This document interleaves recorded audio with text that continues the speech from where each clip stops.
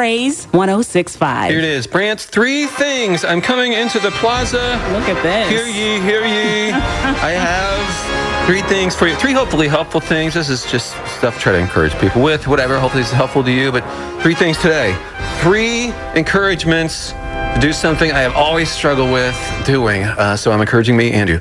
Three encouragements to pray. Okay, here's the thing. It actually matters if we do it or not, but we can trick ourselves into thinking it doesn't really matter because we're used to seeing the direct results of our actions, generally speaking. Like if I could grab an axe, go outside to my neighbor's tree, I start chopping on it, there's going to be stuff that happens. Like a whole series of things that ultimately going to prison. Yeah, sure. But, that's all part of the process. But I can see it. Yes.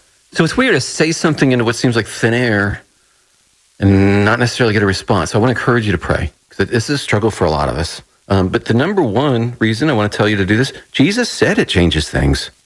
He said it changes things. Jesus himself.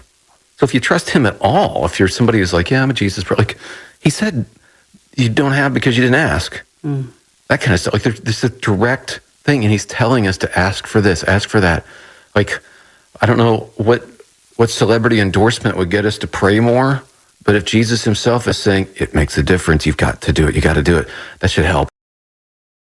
Praise 106.5. Just trying to encourage you to pray. Look, I struggle with this too, but Brant's three things today, three encouragements to actually pray. Here's another reason. Like the first thing we said, Jesus said it changes things. Jesus himself said if you pray, it changes reality. Like you can, God listens to us. Second thing, Jesus himself actually did it. Apparently thought it was well worth his time to interact with God. If it was a waste of time, he wouldn't have done it. I know we can tell ourselves we're talking into thin air. We are not. He's given us this example of talking to God too in really intimate terms. Like, Dad, I don't know what to do here. Help me. I don't even know how to phrase this. Help me. I don't want to go through this. Show me some other way. Like there's this real-time interaction, and it makes a difference. Otherwise, he wouldn't have done it. Praise 106.5. It's hard to pray, but we should do it. We really should. It's good for us. Big time. It changes things. We're doing Brant's three things. It's three encouragements to pray. But here's the third one. Don't talk yourself out of praying because you're like, well, if God wants to do it anyway, he'll do it.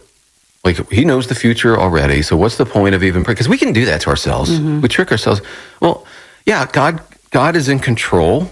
Ultimately, he can do what he wants. But what he wants is for us to ask for things so that he can make it happen.